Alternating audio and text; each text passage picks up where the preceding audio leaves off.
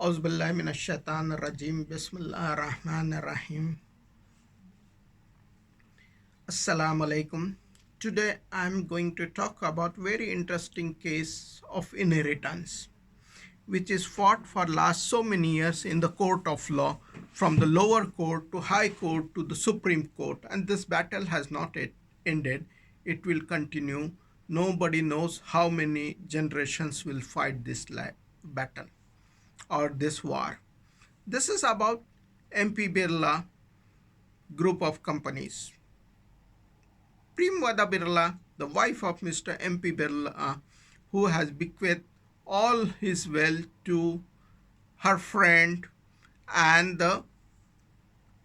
her auditor, Mr. R.S. Lodha. And she has nominated Mr. R.S. Lodha, as the sole owner of the assets and properties of their MP Birla Group companies. It is very interesting case where the disputes has been raised from the different angles and the court battles are fought on the different types. But more importantly, today I am talking about the how incompetent this inheritance law into civil code or into the or Hindu code is about inheritance. So the bequest or the will which is contested, more importantly, on what basis really the will has been made, why, the real question why, and as what he has been given the all wealth of the MP Birla Group companies. So these are the unanswered questions. So does inheritance allows and should it allow? I will talk these aspects into perspective of Islamic law of inheritance. Remember, this case is not only about the bequest or the will. It is more about the law of inheritance or Hindu code into the inheritance. So, in the context of the will, Islam very specifies that the custodian of the will or on whose favor the will has been made is only the custodian of the asset and the assets must be distributed as per the Sharia, and the Sharia stands and holds upper hand above the will because the Sharia cannot be transgressed by the will. So any person who has the right of assets or has given the custody of the assets is only custodian of the assets, and he cannot be called owner of the assets. This is very important aspect must be considered when we are debating and talking about the Uniform Civil Code. Second important aspect, what is the status of the woman as a owner of the assets? Yes, she got this all assets from her husband and they are not having any kids. So how much assets should a wife get from the husband, and how the assets of the man to be distributed if he died without the kids? This is the more important questions. And how much the assets can be bequeathed. So Islam has defined all these factors very clearly. The will can only be made to the 30% of total assets in the Islamic jurisprudence.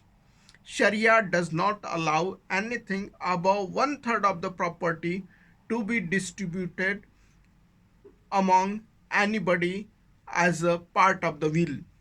This is very, very important Islamic condition on the will, and this condition overrules everything else. Will cannot have for more than 1/3 of the assets of the person. Second important thing, which is again very important.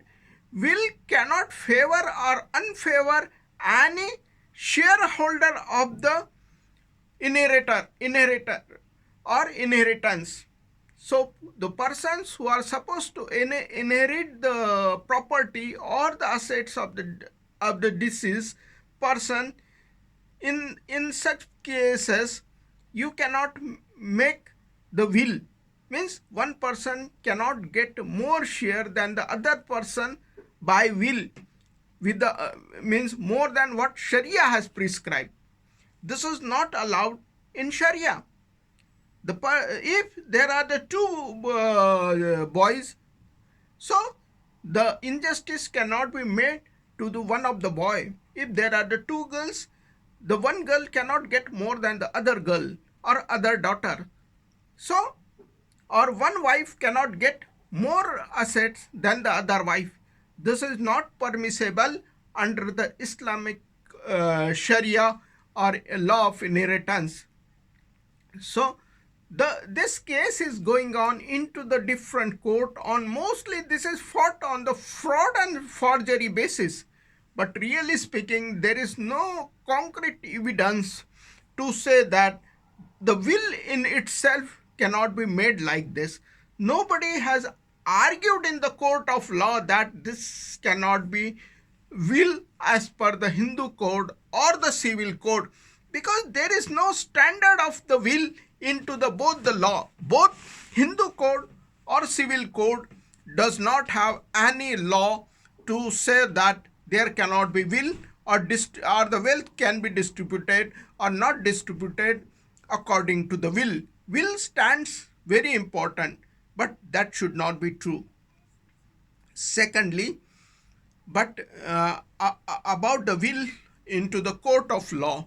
So prenuptial agreements are very common into the West, and when the two person get married, they sign a contract how the wealth will be distributed. Usually this comes into existence when divorce happens, and we have seen in the last few years, or say last 1 year, Bill Gates got divorce, Tiger Woods gets divorce, another very big personality, the world's richest man, owner of the Amazon, got divorce, and their wives got half of the wealth, or whatever wealth they have been agreed as per the prenuptial agreement or pre-marriage agreements on the asset sharing or the property sharing. So all these are the aspects the Uniform Civil Code must address. Priyamvada Birla case is not the unique case or only case. There are hundreds of thousands of cases all over India in the courts pending to be addressed of the inheritance. Mostly, and most of the families does not give any asset to their women's. They are not part of inheritor. The assets and properties are distributed as per the will, and they are mostly neglected, saying that we have spent on you in the marriages. But this is ridiculous. This must stop. So the Uniform Civil Code we must have open debate on the law of inheritance in the Uniform Civil Code. What really we want to have have the law as a law of inheritance. Are we going to have the Hindu code as a law, or what else? Are you going to replicate the law of the West like UK or USA as a law of inheritance into the civil code? So Uniform Civil Code is open-ended issue, and we must debate it. We must debate every question coming under the Uniform Civil Code, like inheritance. Inheritance is a very, very important aspect, and this must be addressed into the Uniform Civil Code. So I can give number of cases which are pending in the courts without any proper guideline on to the inheritance. So definitely this is a real issue, and there is a need to talk, discuss, and debate on the issue of inheritance into the Hindu code and the Uniform Civil Code. Thank you very much.